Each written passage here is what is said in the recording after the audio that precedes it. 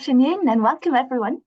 For those who are joining in for the first time, TeTra, the Text and Transmission Research Seminar, was set up to bring together people working on various manuscript traditions, languages, and historical contexts, hopefully allowing for some methodological cross-pollination and exchange across fields that are not obviously or always in contact with one another. To very briefly introduce your TeTra hosts today, our distinguished speaker will be presented by Dan Batovic, postdoctoral researcher at KU Leuven, working on medieval receptions of early Christian literature. And later on, the Q&A session will be chaired by Georgia Nicosia, PhD candidate at Ghent University in Paris, working on collections of historiographical excerpts in Syriac. The two other organizers of the TeTra Research Seminar are Andy Hilkens, postdoctoral fellow at Oxford, who works on Syriac-Armenian relations, and then myself, Marion Pracht, postdoc at KU Leuven, working on the history of biblical interpretation in Syria. And with this, I'm happy to invite my colleague Dan Batovic to introduce our speaker today. Thank you very much, Marion. It is my great pleasure to introduce today the speaker for the first TeTra Lecture of 2024. Jost Gippert is senior professor at the University of Hamburg and principal investigator of the ERC Advanced Grant Project, the development of literacy in the Caucasian territories, Delicate. Now in full swing, the project studies the early trajectories of Armenian, Georgian, and Caucasian Albanian written artifacts and has already produced, co-edited by our speaker, the handbook on Caucasian Albania, which is available in open access from the Greuter website. The breadth of the scholarship of our speaker is daunting, encompassing literature, manuscripts, and linguistics in these and other languages, and done so within both traditional and digital approaches. Before Hamburg, he's held positions in Berlin, Vienna, Salzburg, Bamberg, Tbilisi, and Frankfurt am Main, and today we're privileged to hear him lecture about the written heritage of Caucasian Albanian. Jost Gippert, the floor is yours.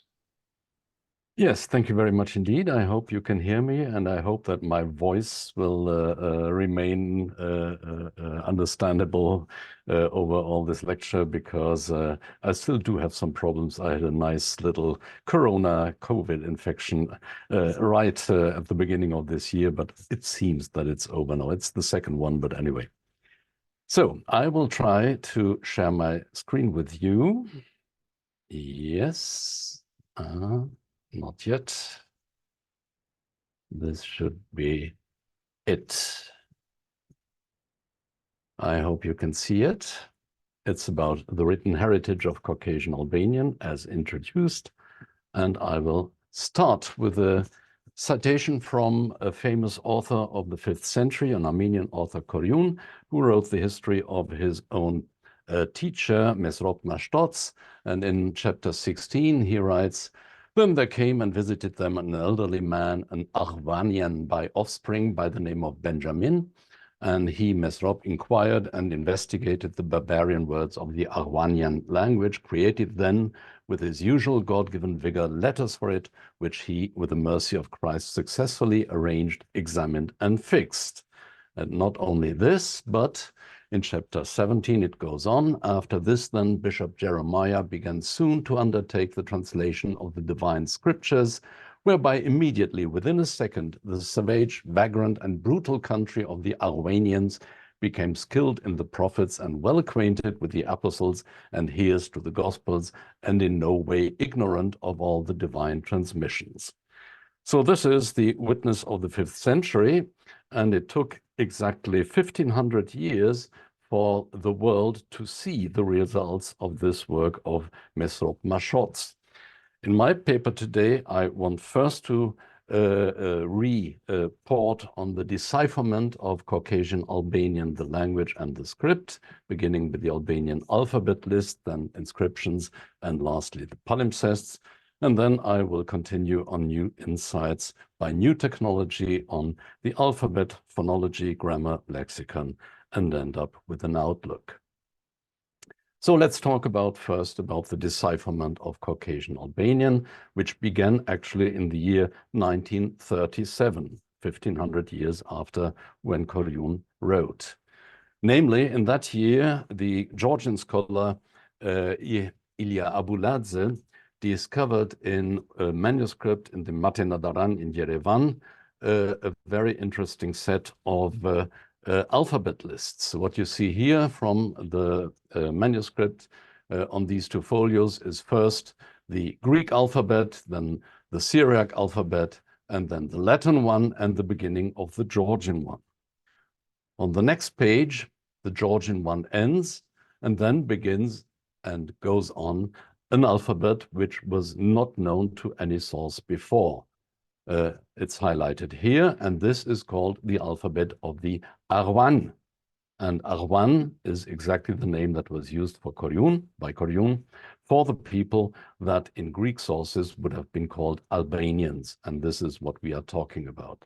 What you see here is the alphabet depicted in the same way as the others. And every single letter is written in a very big size, and below every single letter you can see something written in Armenian, which is the letter names, and the letter names were absolutely crucial for identifying the sound value of every single letter. And still there are problems. The problems are also there if you compare in the same manuscript, for example, the Greek or Latin alphabet. The letters are not very exact. And also the Armenian names are not very exact. And so there was lots of attempts to read these letter names and to interpret them so that they would give an idea of the alphabet by Shanidze, Abramyan, Gukasyan, and Muravyov. And you see there are some differences. For example, the second letter is here read as Odet or reconstructed as Budet, or the third letter is here read as Zim, and here as Gim, and here as Bim, and so on. So not very much could be made out of this, but at least it was a clue also to deal with the next finding. The next finding concerning Caucasian Albanian was about 10 years later, in the late 1940s, when the first inscriptions were found in northwestern Azerbaijan that could not be written in any other script than the Albanian one. And this is the most important one of them, a pedestal, which obviously bore a cross. You can see the hole here where the cross would have fit in. And it's covered with inscription around the four faces. The first face is even ornamented with this nice image of two peacocks with a plant in between. Here you can see the inscription of the first face quite nicely. This is an image of 1959. Later on, in 1981, you see that some parts had already fallen away, and the other faces are in a much worse condition. Anyway, nevertheless, people like Sergei Muravyov tried to read what could be written there. And this is his interpretation of 1981. He tried to read this as this throne or altar was built by Iokop the priest, a native Udi, for the tree, that is, the cross. Now, what is a native Udi? Well, the inscription was found here in this place in Mingechevir, very close to the Georgian border in the northwestern part of Azerbaijan. This is a reservoir, water reservoir, that was artificially built on the course of the Kura River.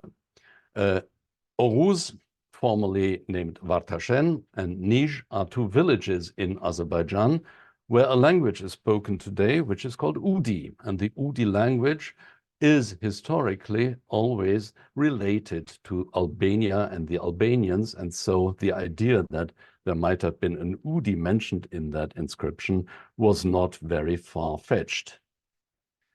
Nevertheless, in the same year, practically, my friend and colleague Wolfgang Schulze provided a totally different reading of the same inscription, which you see here.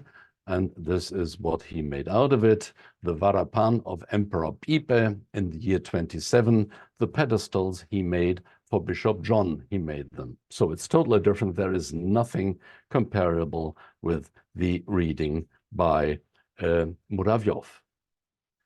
Well, it was not possible to get beyond this until in the late 1990s, something peculiar was found on Mount Sinai in St. Catherine's Monastery, namely 2 Georgian palimpsests, which contained in their underwriting something that seemed to have been written in the same script.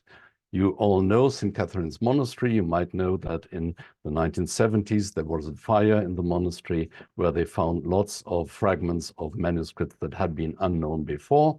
And among these new finds, we have, for example, this nicely preserved sheet of parchment, which contains a Georgian overtext from about the 10th to 11th centuries.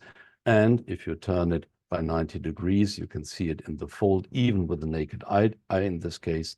There is something written in a different script, and the script is actually the most similar to what we know from the alphabet list of the Caucasian Albanians. And this then, of course, had to be deciphered. And for the decipherment of these palimpsests, I personally was involved in 2 successive projects, both funded by the Volkswagen Foundation from 1999 up to 2008.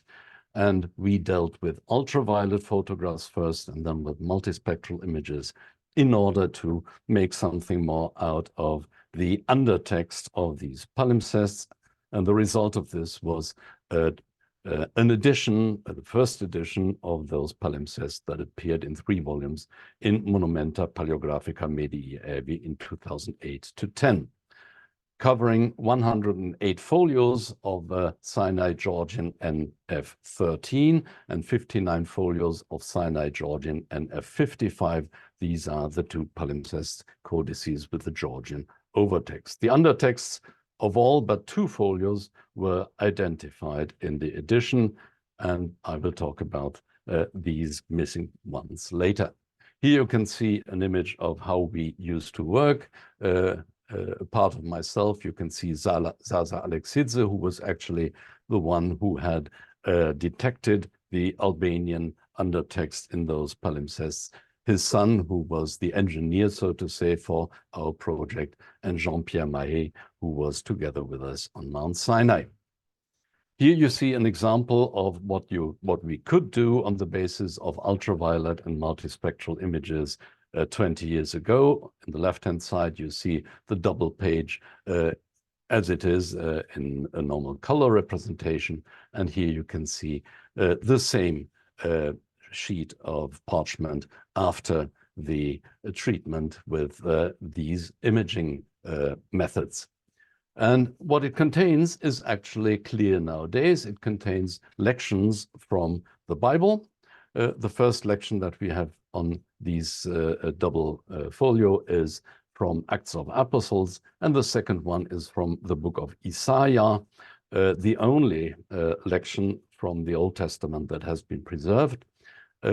Anyway, it's clear by this arrangement with 2 totally different lections following each other that this must have been a lectionary. And there is also a clear indication of this function, namely titles between the lections, which I have highlighted here in red, which are actually written in smaller characters in the originals. And this means something like Upesun Isai Marravena Hots, which we can translate as reading from the prophet Isaiah. So this is the introduction to the lection from Isaiah. And there are also some more elements in them. If I go back to the image, you can see it here. There is something like a black spot, but the black spot is actually something written. And this is written in very small characters between the columns.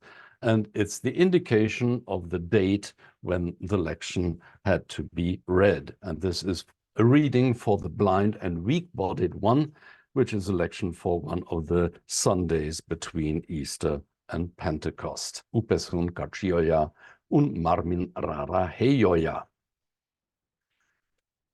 Here is another example of such a beautiful double folio, and it contains the lections of Matthew 22, 25 to 33, plus the lection of Luke 2, 1 to 2.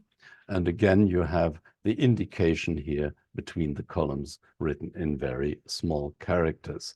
This is the way how we reproduced this in the edition, and you can see that we used minor fonts or smaller fonts also for the titles and for these indications of dates. Here it's highlighted a bit more, and this is the introduction to Luke 2. And now, in this way, we have a complete reading of the Christmas story as contained in the Gospel of Luke in Caucasian Albanian. So the edition that we produced in 2008 contains practically the complete two Georgian codices that are palimpsests containing Albanian. As a matter of fact, the two codices, N13 and N55, had turned out to be part of one codex rescriptus. That means for the overtext, this was one codex, but it consisted of several parts. Underneath, in the lower text, we have identified 6 original manuscripts, 2 in Caucasian Albanian, 1 containing only parts of the Gospel of John, and the other one, the lectionary that I've shown you. 2 undertexts are in Armenian, 1 from the Old Testament and the other one from a version of the Pauline epistles with the Euthalian apparatus. 1 folio only has a Georgian undertext, only discovered or detected only recently, and it's quite an old one. It contains obviously a part of the martyrdom of St. Christopher in Old Georgian. And 1 folio is in Christian Palestinian Aramaic, and this has not yet been deciphered or identified with certainty yet. Christa Müller-Kessler, who is among us, took some time in order to find it out, but I think it's not yet solved, the problem, what it actually is. In our edition, actually, the output of what we could read in Caucasian Albanian and in Armenian was about 80% of the lower text, and this is quite high, but I have to say that very many parts of that were only reconstructed and not really read. Now, on the basis of what we had been able to read in the palimpsests, of course, we could also attempt a new reading of the miniature pedestal. You see that on the image that I took in 2011, even more fragments have fallen off so that the inscription is even shorter now. You can hear that parts are really very damaged. And this is how we could make this out, the characters that are in there. And if we take it together, then it means something like, in the name of our Lord Jesus, on the pillar was erected this cross in the 27th year of Khosrow, first or built of the Bishop of Derbent made it. This is the latest possible reading that I can provide. Well, there's at least 1 point in it which is very important, namely the dating.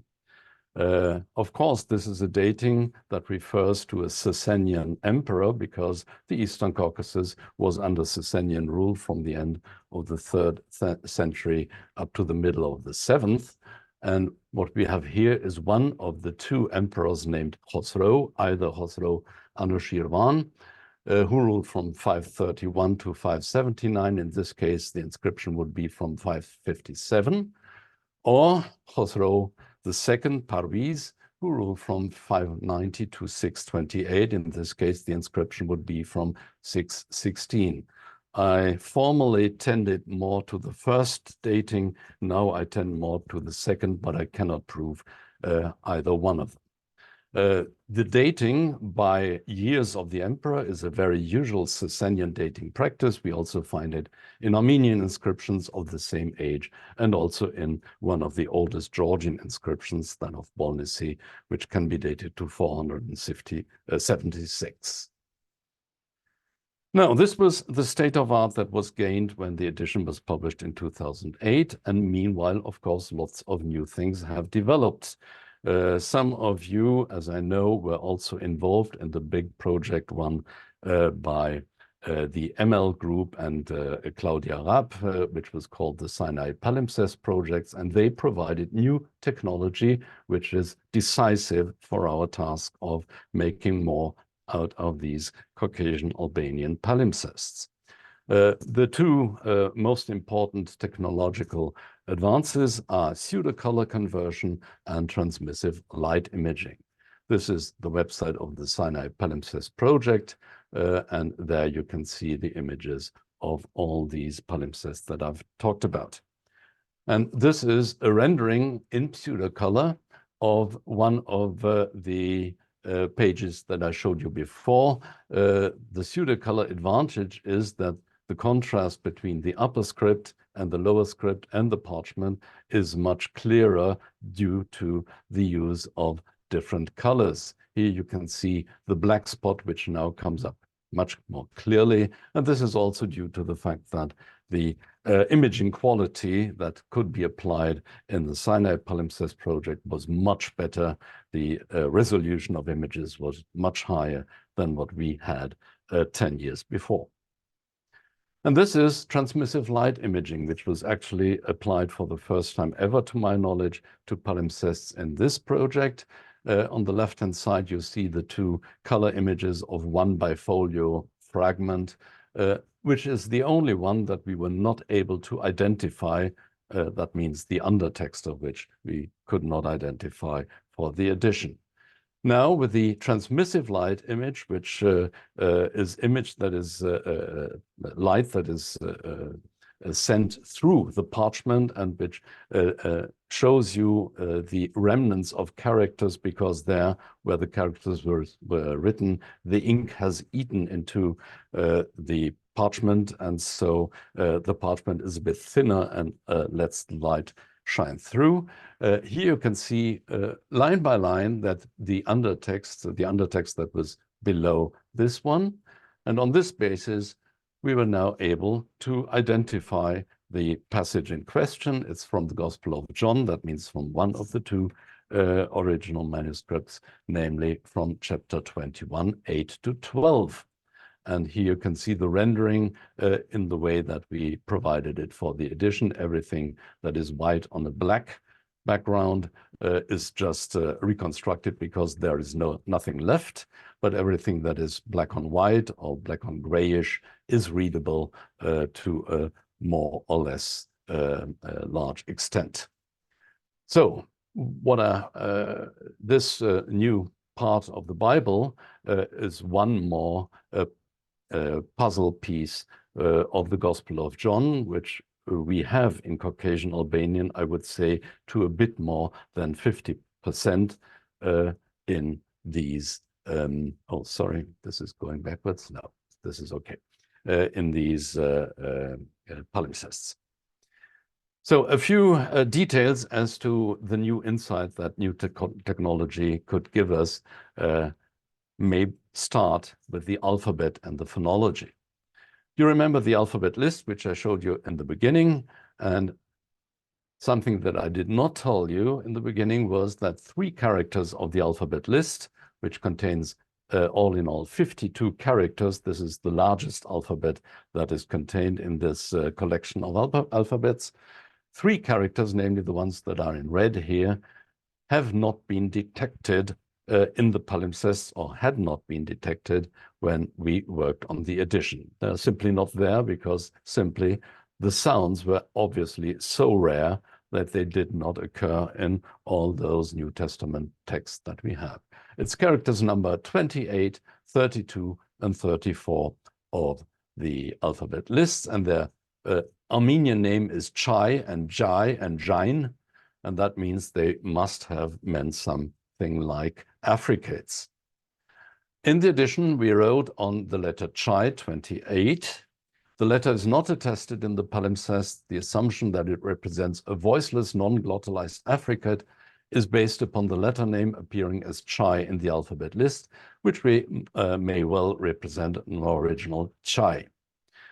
Well, the glottalized version of this ch is well attested, but the voiced j is not. So this is also one of the three missing letters. Now, with the new technology, we have new images and better images. And in the better images, we are now able to distinguish a bit more of characters than before. This is an image containing Sinai NF1310 verso. And this is the end of a lection from Matthew 10 and the beginning of the lection from Matthew 5 after the introduction. And here again, you have the indication of the date. Now, this character is peculiar. In the edition, we read it as being and so the word that is here was read as at SBI. At SBI means something like lost or destroyed, and this is in exactly the last verse of Matthew 10. But the problem is that the letter that we read, namely looks a bit different even on the same page. And on this page you have in this position and this letter, the different letter here. Well, the different, if you compare these two representations here, is not very big. The t has a tail to the left below, which the other one has not. And now the proposal is that this is the letter chai of the alphabet list, even though it looks a bit different in the alphabet lists. What do we have here? This is the word for the pupil, asharket. Those of you who know Armenian will immediately identify the word with Armenian ashakert. There is only a metathesis involved, and actually this is an Iranian word. But it's clear that it has the t here after the e. This is HSBI, and I now would read this with ch. Here you can see the two letters again in the partial image, and you can see the tail of the t here, which the ch does not have. There is no tail there. So we can conclude that ch is represented in the palimpsests, at least in the verb achesun, get lost, or achesbiusun, to lose or destroy. And actually, this same word is there in the Udi language of today. In Udi, achesun or achtun means get lost, and achesbesun means lose, and achi, lost. And even in Matthew 10:42, we have in the Udi Bible, which was translated in 1902, we have aches baltene with the same word. So it's clear that here we have an affricate, and the affricate is maybe not phonetically the same as what is represented in the Albanian one, but the difference of the two characters ch and t is important. That means that now we have to check all cases where we have read before, because some of them may still be read as ch. And also even the Unicode glyph must be corrected. We now have the Albanian script in Unicode. You can use it with the glyphs that are represented there, but of course the glyph that is given there is taken from the alphabet list because we didn't have the example from the palimpsests yet. So much of things have to be done on this basis. Other new sites concern the lexicon. I showed you this double folio with the identification via the transmissive light imaging, identification of John 21:8-12. And having John 21:8-12, we have a lot of new words that do not appear in any other part of those biblical lections that we have in the palimpsests. I give you just a few examples. The word for the net is et. The word for the fish is shu. The word for the coal is kun. A word for very big is beg, looks like an English loanword. Then we have bart esun for tear apart, ap pesun for dine, kul ihesun for dare. And my favorite is the number for 153. This is the number of fish that Peter and the others took from the lake. This is vukal chibetzar. and this is actually a good calculation of 7 times 20 plus 13, which is correct. We have lots of other new words in other parts, mostly of the Gospels of John, because they were readable only to a very small extent on the basis of the older photographs we had, but now we have got beyond this very much. And I just quote the word for the bridegroom, which is mychai, agreeing with udi mucho. We have evening ushe, agreeing with udi ushe. We have a word for whole or hollow, kur, agreeing with udi kur, etc., etc., or something like ut besun, swallow, agreeing with udi uchbesun, or hochi, for the lump or clod, agreeing with udi ochi. There are other new words that have no counterpart in udi, mostly verbs, or also abstract terms like agoun, the rejection, akaun, garment, charakos for the towel, then hebekasun for a choir, or for rowing, literally pushing the boat, na ta bokasun. A few words are really important because they can be used in order to build up a better image of the relation of the Albanian and the Udi language to the neighboring languages. For example, chidi for the breast, or okoi for vinegar, and gin for gall or bile. And some words had to be corrected. Instead of votsaruch for waves, we have to read voljaruch. Instead of temich for clothes, we have to read tenich. And instead of amumhitze, we have to read amuzhitze for the animal. And this obviously means something like languageless, and is a similar formation like Greek alogos, or Armenian anasun, or Georgian pirutku. We also have some new Iranian loanwords. Albanian, I'm sorry that my telephone is now sounding, but I hope this will finish soon. We also have some new Iranian loanwords. It's important to know that Albanian shares with its neighbors Armenian and Georgian a lot of Iranian words, not always the same, not always in the same form. We have to assume that different Iranian dialects were, so to say, the languages that they were taken from, but sometimes they're even identical. And this is true, for example, for jam, which is the hour or time, exactly the same word in Armenian jam and Georgian jami. Then we have, for example, the Ark of the Covenant, which is tapan gidaguroi, and gidaguroi goes together with Armenian ketakaran or Georgian kidobani. And then we have the two words for the stadium, namely asparez and bituan, which have also both of them counterparts in Armenian and Georgian, Armenian asparez and Georgian asparezi, or Georgian utevani and Armenian vitavan. And I just give you one example. This is the occurrence of asparez, which you have here with a meaning about 15 stadia, hotze, asparez, anke, in John 11. There are some other new loanwords also from Armenian. The word for the jar or jug is dol, corresponding to Armenian doir, of course in an older pronunciation, which we have in John 4, or mystik zopaun, the hyssop, which we have in agreement with Armenian mystik zopai in John 19.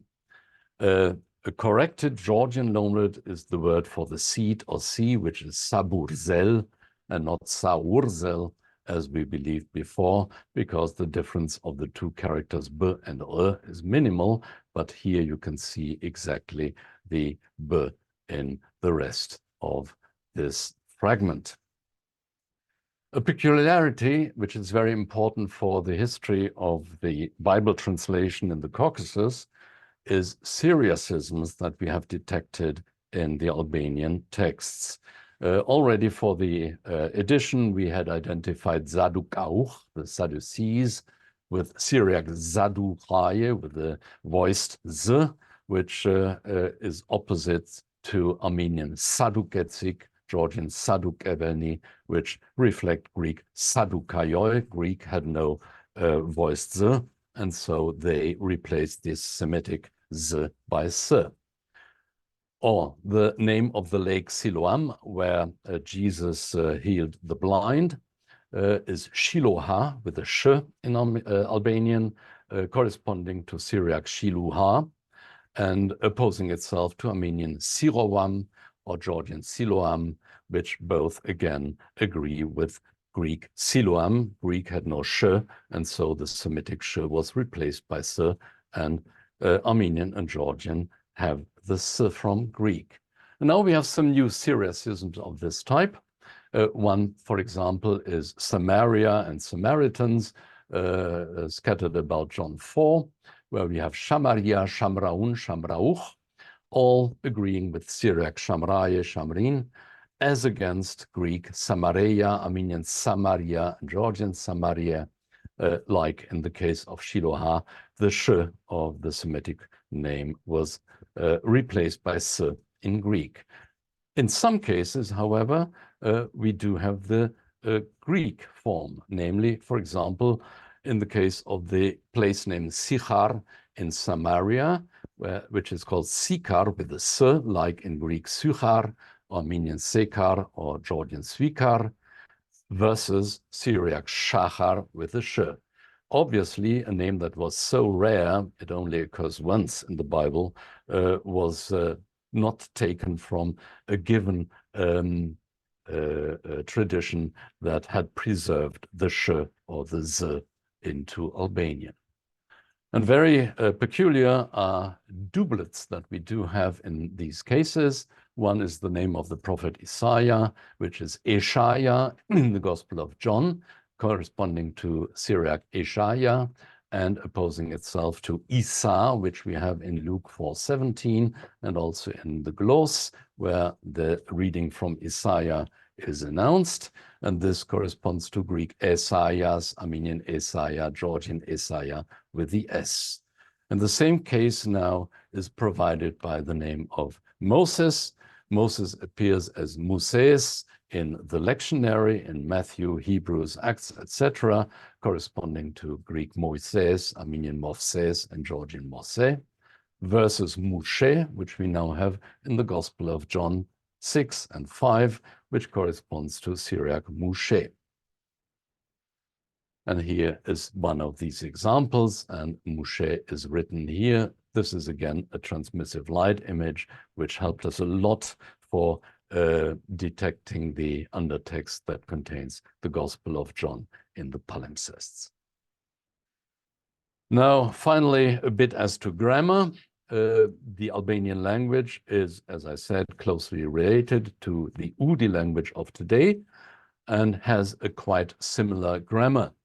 And now with the new findings, we can even tell that the grammar becomes more and more similar to what we have in modern Udi. This is true, for example, for irregular case formations. We have two very frequent words, namely pul for the eye and bul for the head in the biblical text that we have in the palimpsests, and they both have a very peculiar case formation, namely pien for the genitive and ergative, and pie for the dative for pull, and bien and bie for bull for the genitive and dative. And still in modern Udi, you will find pull, pin, and pe, and bull, bin, and be with the same irregularity. So the irregularity has been preserved over more than 1500 years in the spoken language that used to be Albanian and is now modern Udi.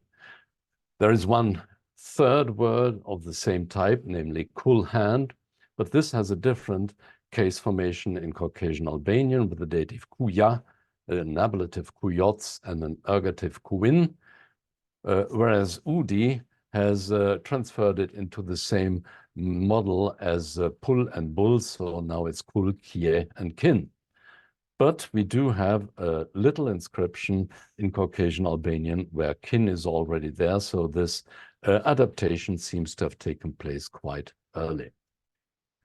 Another very important thing is the word formation. I already talked about the number 153, 7 times 20 plus 3 plus 10, which is typically a vigesimal way of counting, and Albanian, Udi, and the related East Caucasian languages all have originally a vigesimal number system. In Albanian, it's still perfect, so that even beyond 100, you find these numbers, but also you have something like Sakoho for 25, which is 1 times 20 plus 5, or Sakovic for 30, which is 1 times 20 plus 10, both still preserved into modern Udi as Sakoho and Sakovic.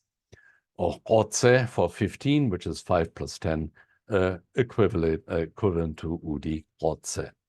Another thing that is now clear is that we have reduplication in the grammar for giving an increased value of adjectives like boni, boni, or beg, begged for very big. But this seems to be not an inherited, but rather a borrowed principle, because you have just the same type of reduplication in both Armenian and Georgian. Armenian metz and Georgian didi are as well reduplicated. So this cannot be taken as a hint to the prehistory. A very important new finding concerns derivations, genitive derivations in nya, like arnya or chinya for kinsman, genitive derivations in, like tochanin for the fig tree, or pachin for the gardener, then genitive derivations in like in the word auno, which means the twin, literally the one of the two. And now we have a new adverbial formation in unesh, which we have in the 3 language names: Ebraunesh in Hebrew, Dalmataunesh in Latin, and Yovnaunesh in Greek in John 19:20. In our edition, we still reconstructed what we could not read as Vacharnia, Elaunia, and Romaunia, Hebrew, Greek, and Latin, and this was all, as we now know, wrong. Instead, even though you cannot see very much, we can now be sure that we have 3 different names here. This is the transmissive light image of Sinai Georgian NF 1317 verso B, and this contains the passage of John 19:20, even if you don't believe it. The pseudo-color image is a bit better readable here, but not for all characters, so we need both of them. And if we take both of them, then here you have Tsampe Ebraunesh. You can see some of the characters appearing here or there, and this means written in Hebrew. Okay, this is not very problematical. The word Ebraunesh, of course, is a rendering of Hebrew. The second name is written across the line break, and this is Dalmata, and then Unesh in the second line, and this must mean in Latin. Why? I will tell you later. And this is the third line, which contains Yovnaunesh, and this must mean in Greek. Why? Well, if we take the surrounding witnesses for John 19:20, what was written on the cross by Pilate was written in 3 languages, as you might know, and these were Hebrew, Latin, and Greek. In Greek itself, this is called Ebraisti, Romaisti, Hellenisti. It's clearly Hebrew, Roman, and Hellene. In Georgian, we have Ebrai lever, Horomai lever, or Prominebr, and Berzel, and this renders the same thing in the Georgian way. You can see Horomai lever represents Roman, and Prominebr also represents Roman, with a very peculiar rendering of Hurre by Hurre. Berzel is the Georgian name for Greek. In Syriac, the Peshitta, we have Ebraith, Yaunaith, and Hrumaith. Ebraith is clear. Yaunaith stands for Greek. And actually the word that we have here means Ionian. So for the people in the Near East, the Greeks were known as Ionians, and this is why we have this name here. Roumaid, of course, means Roman. Armenian has Ebraitzeren, Darmataren, and Yunaren. Ebraitzeren is clear. Yunaren is the same as Syriac Ionaid, means Ionian, and so Darmataren must mean Latin. And this is now what we also have in Albanian, Ebraunesh, Dalmataunesh, and Jovnaunesh. But why is Latin called Darmataren or Dalmatian? Because of the Armenian Bible, Frédéric Macler in 1919 proposed that this might be an indication of a translation date after 527, because in that year, Dalmatia was reintegrated into the East Roman Empire by Justinian.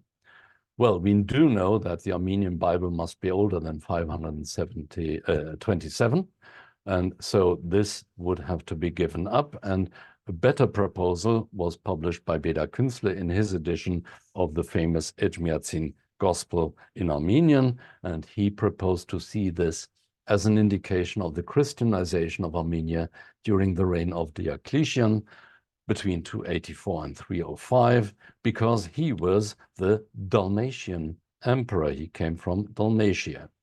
And actually, Roman suzerainty over Armenia was acknowledged in 298 under Diocletian, and this would then give a terminus post quem for the translation of the Armenian Bible, and now we can say even also for the translation of the Albanian Bible. Well, this is all not astonishing.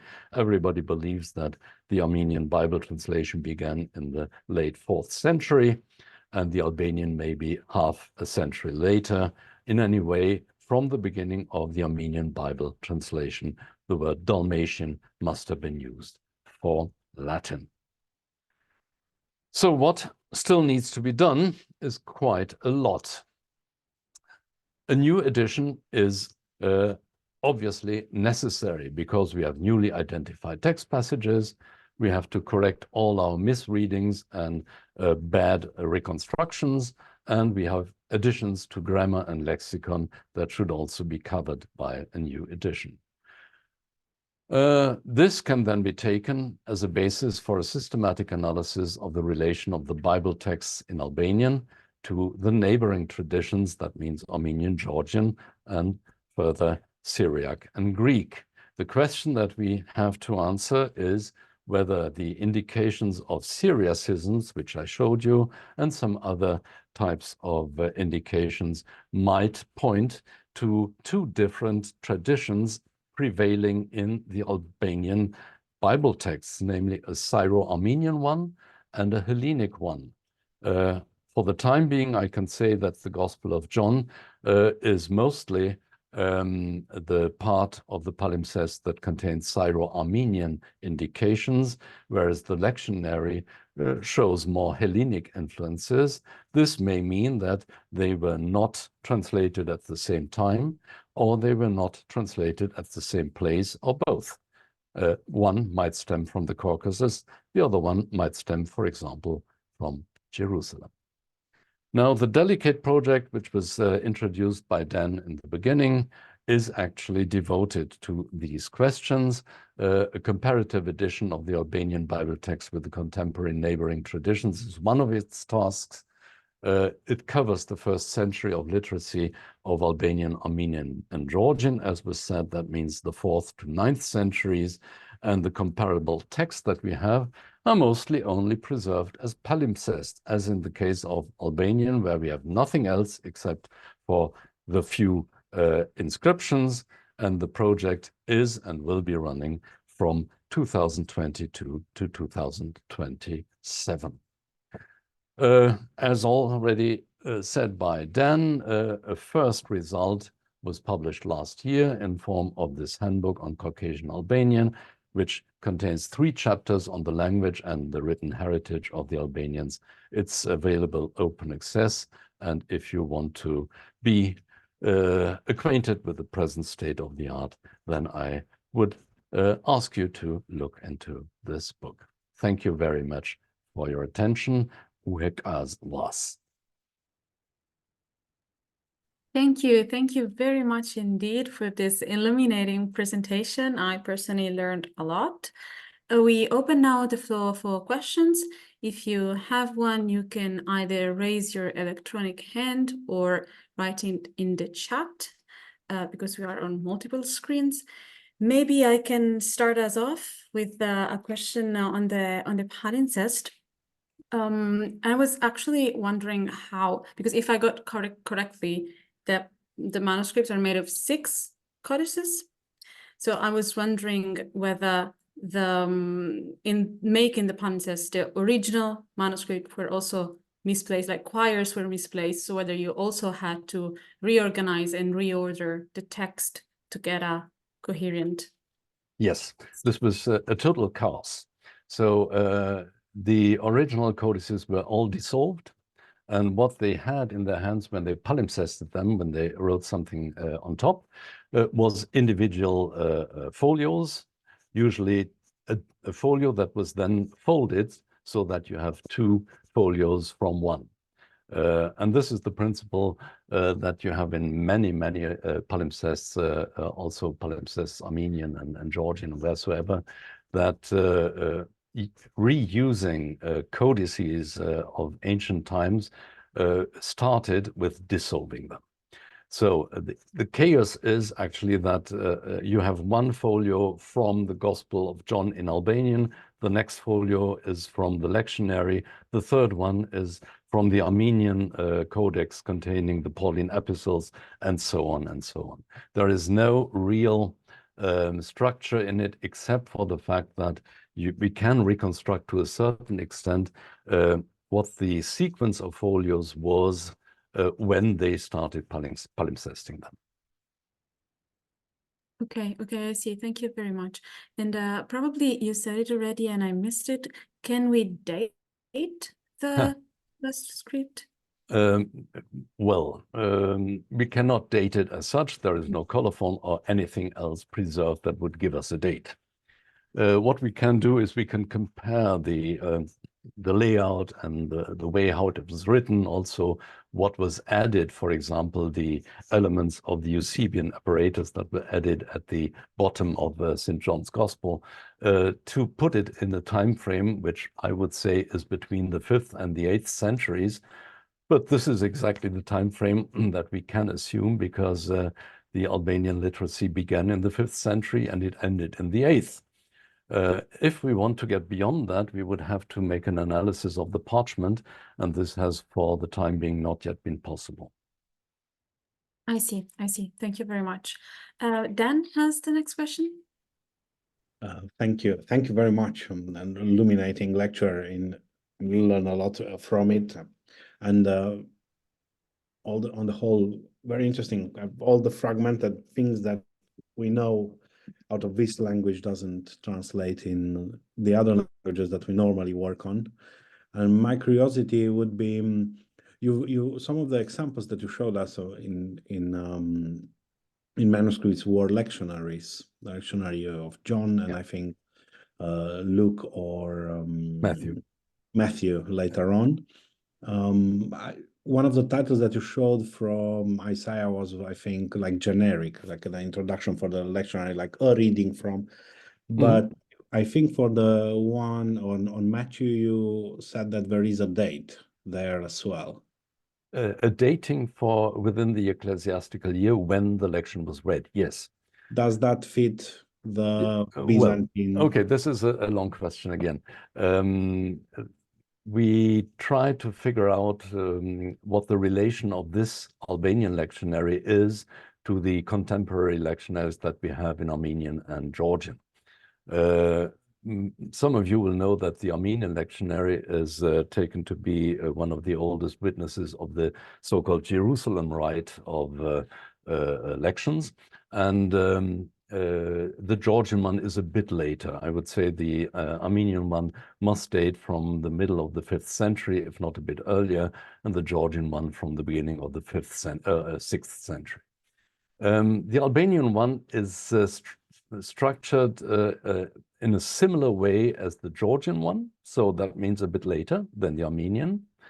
But the only type of, I would not say a colophon, but the only additional element that is on one of these pages of the lectionary in Albanian that we can read is the title of the Armenian lectionary as it is in one of its manuscripts. That means that we have to take into account that the lectionary was translated as such from an Armenian one, but in the structure, in the later structure that we also have in the Georgian one. This is what we can say today. The datings are not as systematical as they are in both the Armenian and the Georgian one, but we do have some equivalences. Charles Renou, in our handbook, Charles Renou has provided an article just on the question of this lectionary, and I think this is where we can arrive at. Thank you very much. Thank you indeed. Marion? Thank you for this marvelous lecture.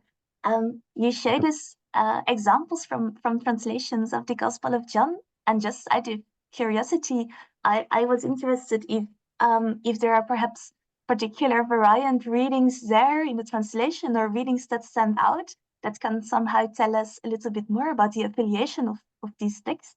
Yes, I don't know if you could perhaps say a little bit more about this. Well, we're still collecting this.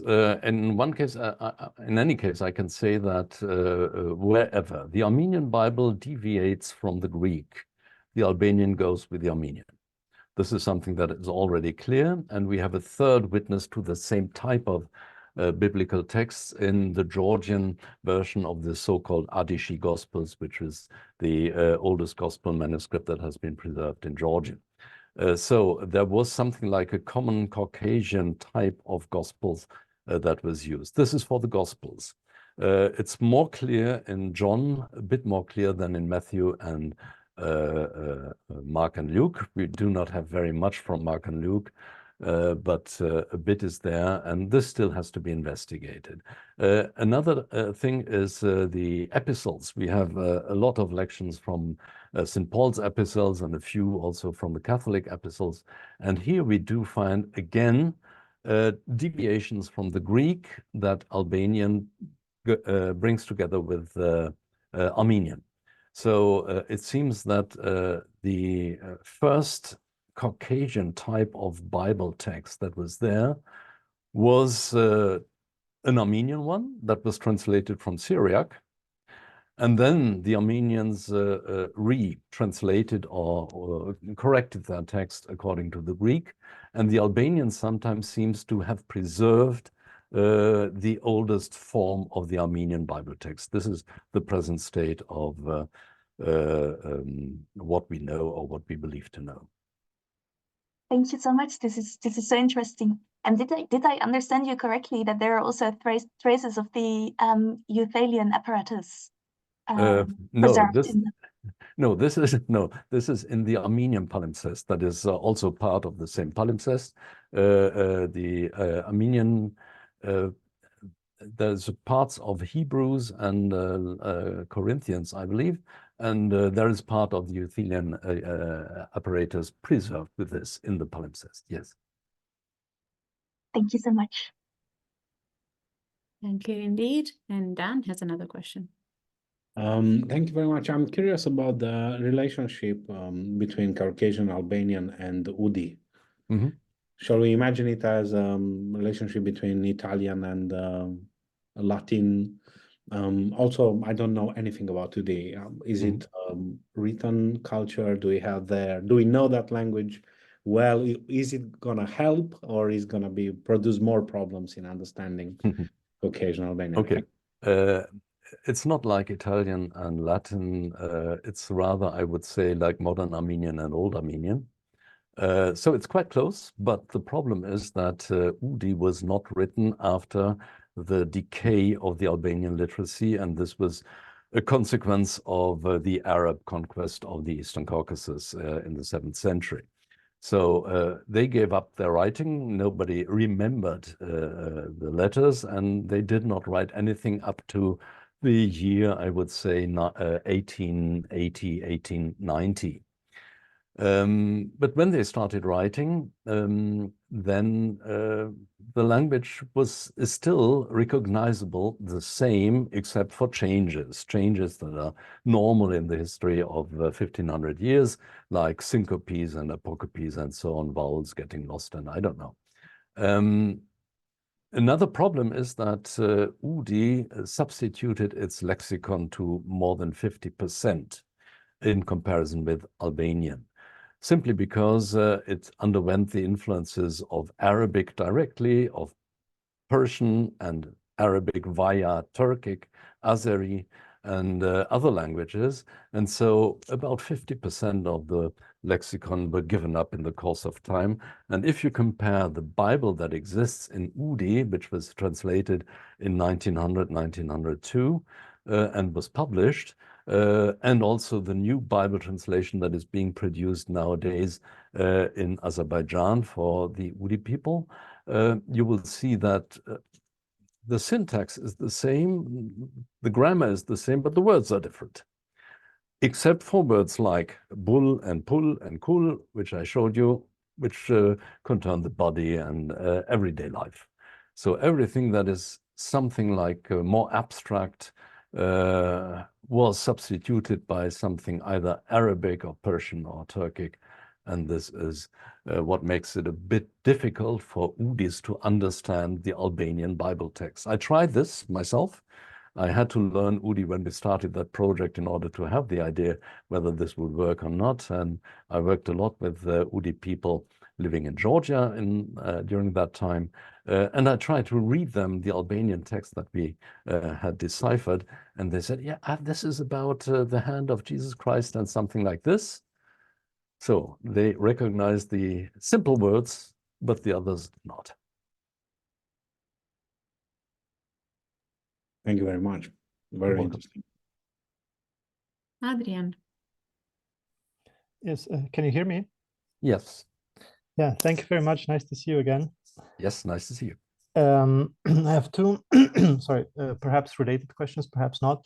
So the first relates to the inscription that you provided a new reading of. So I would be curious to know why you think that it's rather Khusraw II than Khusraw I. And the related question would be if we can in any way connect these manuscripts to an actual community of Caucasian Albanians in Jerusalem, perhaps, or in the Holy Land. Yeah.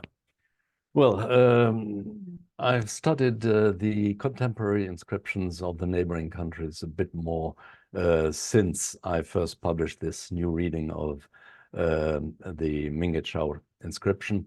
And I think that it would simply be a bit astonishing to have an inscription under Khosrow I with his name.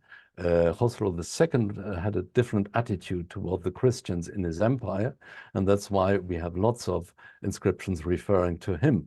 And also he's referred to in Armenian historiographers and so on. The first one, not so much, and that's simply why I now believe that it's rather the second one.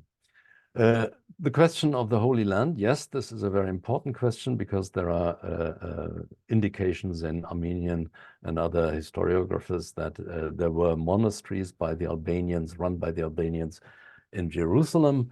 Jana Čehonovec dealt with this in our handbook to the extent that could be done.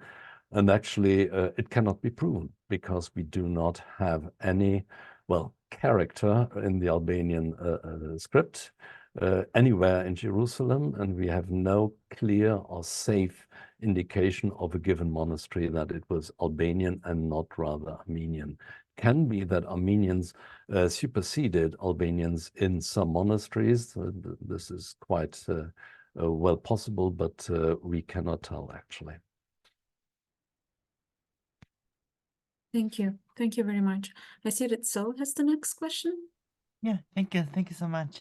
Are there any dialectal differences in modern UDI? And can you say that one dialect is closer to like like yeah, Caucasian Albanian, and also I'm also very curious about the multi-spectrum imaging technique these days. And do you have some insights about the development of the technology, and also the possibility of their reading more like palimpsests? Yes, well, dialectal differences, yes, they are quite big between what we call Vartashen Udi and Nij Udi. Of course, Vartashen Udi, this community was dissolved as a consequence of the war between Azerbaijan and Armenia in the 1990s, and the people were dispersed over Armenia, Georgia, Russia, Kazakhstan, and elsewhere in the former Soviet Union, so that we cannot get a good idea of the Vartashen Udi variety nowadays, except for the Georgian community that has been living in Georgia for exactly 100 years now. And this is also the variety that I learned working with them. I would say Albanian is closer to the Vartashen variety, or vice versa. Nij Udi has undergone much more influence of Azeri, but this can also be a recent phenomenon. So there are some peculiarities where Vartashen Udi is clearly more archaic than Nij Udi. My friend and colleague Wolfgang Fulze always told the opposite, and for him Nij Udi was closer to Albanian, but I think with the amount of information that we have on the language now, we can be sure that Vartashen Udi is a bit closer. It's a bit more archaic than the other one. As to multispectral imaging, well, I've myself worked with 3 different methods in my life. The first one was ultraviolet imaging, then multispectral imaging with a Musis camera in the years 2003 to 2000, well, actually up to 2016, 17. And the new imaging technology, which was produced in the US, goes a bit beyond this. The most important thing, of course, is to have better resolutions and a broader spectrum of visible and non-visible light. So now it goes between ultraviolet of 365 nanometers up into infrared of 1000 nanometers or even beyond. When we were working, we had just one ultraviolet and one infrared part of the spectrum available. So this is going on. Transmissive light imaging was another very important invention, I would say, for us, at least for the Gospel of John. It opened up a huge amount of new insights. At the end, I would say, ask me in 10 years, and I'm sure that we will have something new available that makes a new edition necessary. Wonderful. Thank you. Thank you. Thank you indeed, but it's really incredible how much you were able to achieve with these new images. If there are no further questions, if I'm not missing anyone, please join me in thanking once again our speaker for this fascinating lecture, and thank all of you for joining, and see you next time. Thank you very much indeed.